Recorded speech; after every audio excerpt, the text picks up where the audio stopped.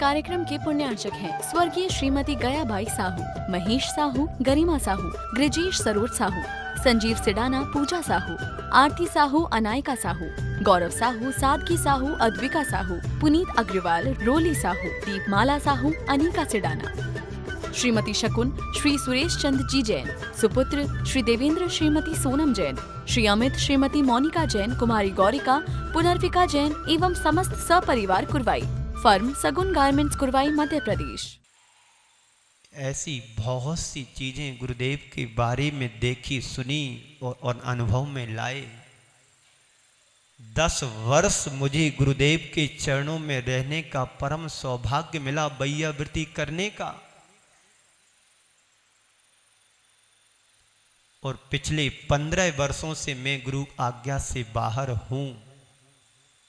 1999 से लेकर के 2009 तक गुरु चरणों में रहा।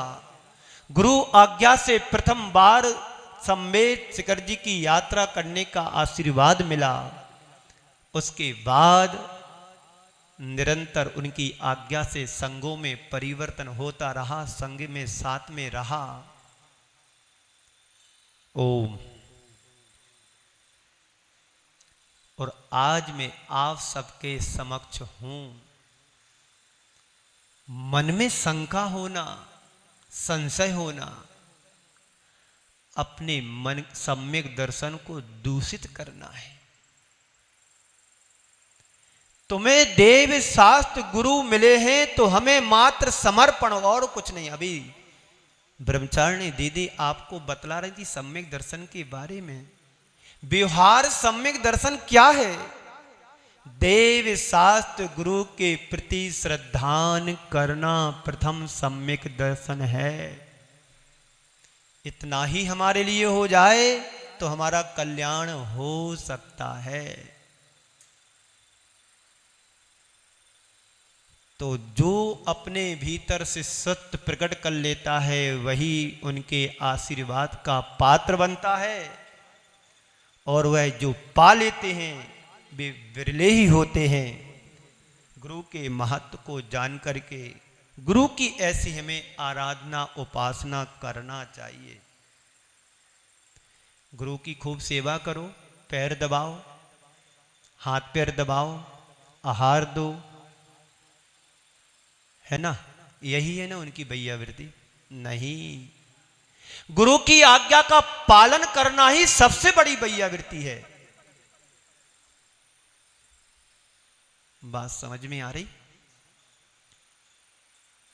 गुरु की आज्ञा का पालन करना ही सबसे बड़ी आज्ञा है। गुरु कहें और हम मन की करें तो गुरुदेव जी भी समझते हैं, अपना वरद हस्त ऊपर से अलग कर लेते हैं। ठीक है, तुम्हें अपना ही करना है, करो। मैं कौन होता हूं तुम्हें निर्देश देने वाला? कौन होता हूं तुम्हें आदेश देने वाला?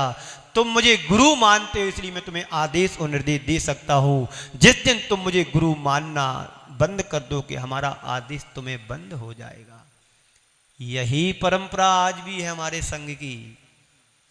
मैं जब कुंडलपुर से यहां निकल रहा था तो पूज्य महाराज श्री आचार्य महाराज समय सागर से मैंने निवेदन किया, गुरुदेव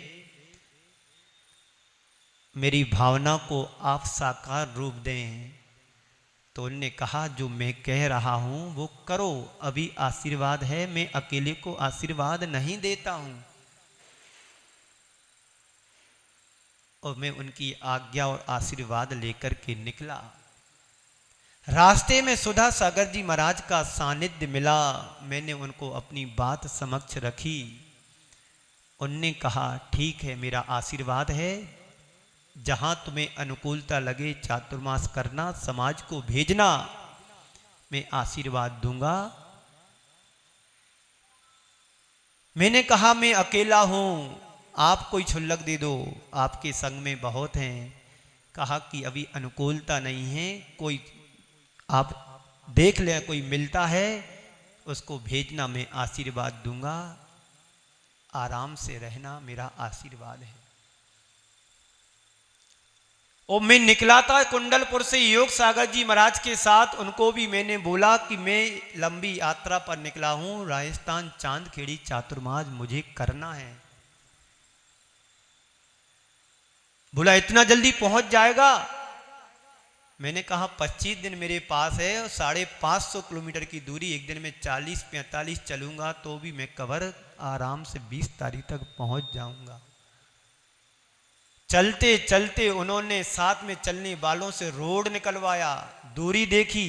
कौन देख रहा है? योग सागर जी महाराज। पहले तो उनको लगा कि जी हमारे साथ जा रहे, लौटाने की कोशिश की, तो मैंने अपनी बात उनके सामने रखी तो बोले कोई बात नहीं। मैंने कहा गुरुदेव 2-3 दिन आपके साथ रहूंगा, भैया वृत्ति करने का सौभाग्य मिलेगा, आपके साथ रहूंगा, कुछ आपका आशीर्वाद मिलूंगा। दूर निकल जाऊंगा तो कैसे आशीर्वाद मेरे को मिलेगा? कोई बात नहीं, चलो। और जिस दिन कुंडल दमोह से मैं निकला, उनका हाथ मेरे सिर पर था और आशीर्वाद लेके निकला कि इस आकिंचन प्राणी के लिए आपका आशीर्वाद बना रहे, आपकी आज्ञा का पालन कर सकूं, ऐसा आशीर्वाद आप दीजिएगा। एक कब होता है? जब गुरु के प्रति हम समर्पित होते हैं। गुरु ने जो कहा वही मेरा ब्रह्म वाक्य है। गुरु के सामने अपना कुछ नहीं चलता है, गुरु का ही सब कुछ चलता है। गुरु ने जो कह दिया वो स्वीकार, भाव से स्वीकार करना है। तो भारतीय संस्कृति में गुरु शब्द गढ़ा गया है, बाकी दुनिया में तुम्हें गार्ड, गाइड, टीचर पर गुरु नहीं है। गुरु शब्द अपने आप में बड़ा ही अर्थपूर्ण कहा गया है। गा रू ये 2 शब्दों से मिलकर के मेल से गुरु शब्द बना है। गु यानी अंधकार, रू यानी प्रकाश। जो तुम्हें अंधकार से प्रकाश की ओर ले जाए उसका नाम गुरु है।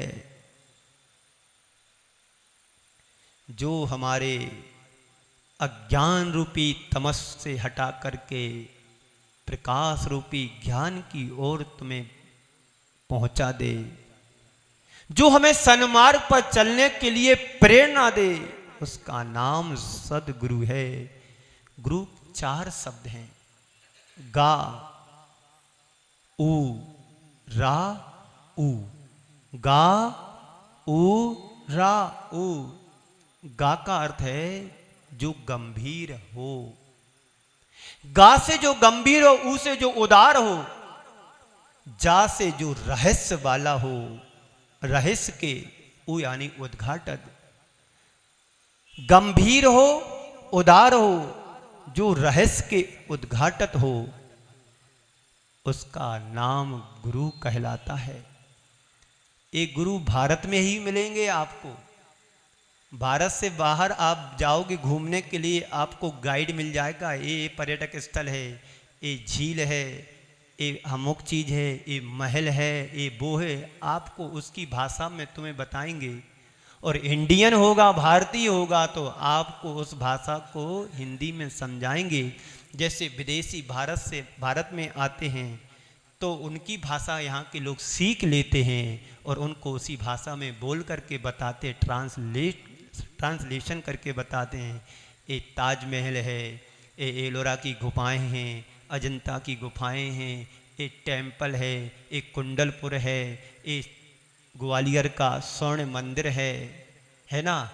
वहाँ पर एक पर्वत है, कौन सा है ग्वालियर में? गोपाचल पर्वत है।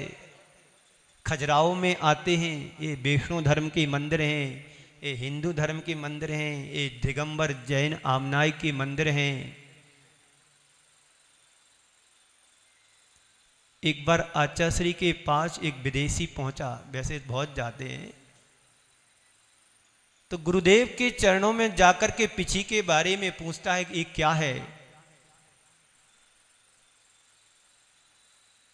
तो गुरुदेव कहते हैं ये हमारी यूनिफॉर्म है। क्या है?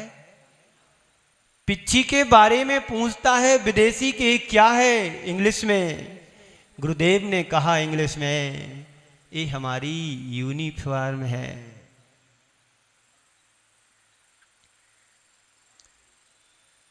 तो गु यानी जो गंभीर है, उ यानी जो उदार है, रा यानी जो रहस्य के, उ यानी उद्घाटक है, उसका नाम गुरु है। जो गंभीर हैं, जिनका हृदय गंभीर है, शिष्यों की कमियों को दूर करते हैं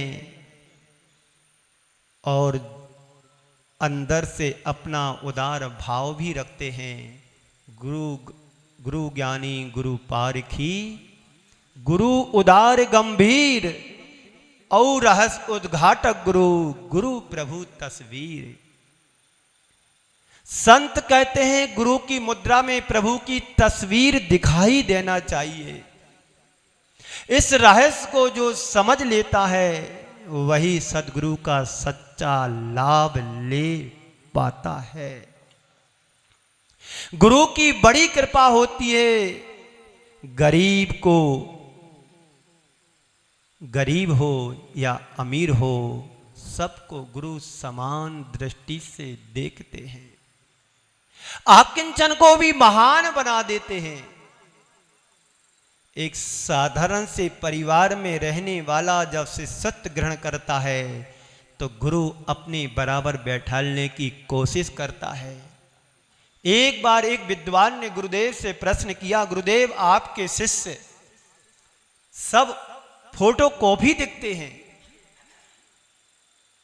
तो गुरुदेव ने उनकी बात का खंडन करते हुए कहा कि ये सब फोटो कॉपी नहीं, ये सब ओरिजिनल कॉपी हमारे शिष्य। ये गुरुदेव की भावना थी, उदारता थी। जैसे आप अपने बेटों के लिए कहते हैं ना, ये मेरा ही बेटा है, तो गुरुदेव कहते थे दावे के साथ, ये मेरा ही बेटा है।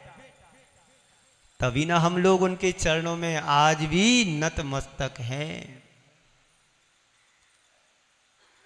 इतने बड़े प्रथम शिष्य आचार्य समय सागर जी महाराज जब गुरुदेव का आदेश नहीं हुआ तो 12 सिवनी से आगे नहीं खिसके। ये गुरु आज्ञा का पालन है। चाहते तो जा भी सकते थे, कुछ नहीं होता, देखा जाता, जो होता देख लेते, आशीर्वाद नहीं देते और क्या होता, पर गुरुदेव का मुख तो देखने को मिल जाता, पर बिना आज्ञा के नहीं उल्लंघन किया। ये गुरुदेव के प्रति समर्पण होता है।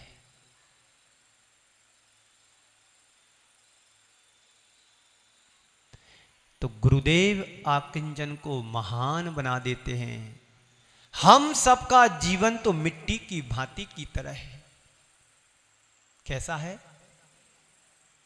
मिट्टी की भांति की तरह है। लेकिन गुरु कुम्हार की तरह होते हैं जो हमें हमारे जीवन को संभालते हैं, अंदर की खोट को निकाल करके हमें शुद्ध बना देते हैं। गुरु डांटते हैं बाहर से, पर अंदर से हाथ का सहारा भी देते, कहीं शिष्य छूट ना जाए, टूट ना जाए, फूट ना जाए। और इस आकिंचन मिट्टी को मंगल कलश का रूप दे देते हैं। कौन? हमारे गुरुदेव। पद दलित मिट्टी का सौभाग्य समझो कि गुरु हाथ में आने के बाद एक महान मंगल कलश का रूप ले लेती है मिट्टी। ये सब गुरु की कृपा है, जो सौभाग्य पा लेता है उनका पात्र बन करके। शिष्य यदि पत्थर है तो गुरु शिल्पी का काम करता है। उसका अनावश्यक भाग को छांट छांट करके एक मूर्ति का रूप निखार देता है। कौन करता है काम? गुरु करते हैं, जो इस अनगढ़ पत्थर को भी मूर्ति का रूप दे देते हैं, भगवान का रूप बना देते हैं। तो गुरु की महिमा को हम समझे, गुरु की भूमिका को समझे और गुरु की उपासना करने का सही तरीका अपनाना शुरू करें। आप गुरु के सामने किसी भी तरह से जाओगे, कोई हमारा गुरु का बिगड़ने वाला नहीं है। किसका बिगड़ेगा? आप लोग जानते हैं ना, जैसा बीज बोगे वैसी ही फसल काटने का सौभाग्य प्राप्त होगा। अभी बोनी का सीजन चल रहा है। हाँ, कटाई तो हो चुकी है, अब क्या काटोगे। कर्म कट रहे हैं, जितने कट जाएं, बाकी तो बीज बोया जा रहा है। गेहूं बोगे तो गेहूं की फसल लहलहाएगी, चना बोगे तो चना की फसल आएगी।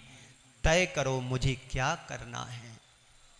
गुरु के प्रति समर्पण का भाव या गुरु के प्रति उपेक्षा का भाव। समय आपका हो गया।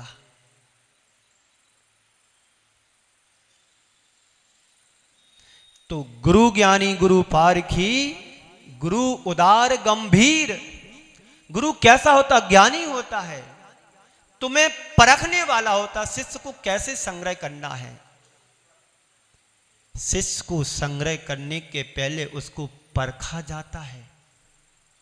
अधवा शिष्य आ गया तो बंटा ढार करके चला जाएगा, बदनामी करके जाएगा, धर्म की और गुरु की भी। और कुछ खोटे चना ये मूंग आ ही जाती है। एक साथ अच्छी आपने मूंग को बोया था, फसल काटने के बाद जब तुम्हारे घर में मूंग आती, आप उसको उबालते हैं, दाल बनाते हैं, तो जब खाते समय कट दांत भी टूट जाता। अरे कंकड़ कहाँ से आया, मैंने तो बहुत शोधन किया था।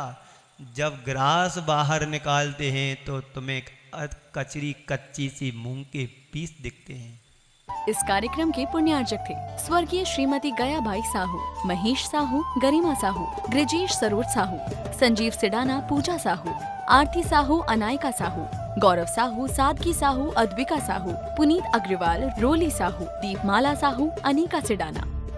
श्रीमती शकुन श्री सुरेश चंद जी जैन, सुपुत्र श्री देवेंद्र श्रीमती सोनम जैन, श्री अमित श्रीमती मोनिका जैन, कुमारी गौरिका, पुनर्विका जैन एवं समस्त सपरिवार कुरवाई।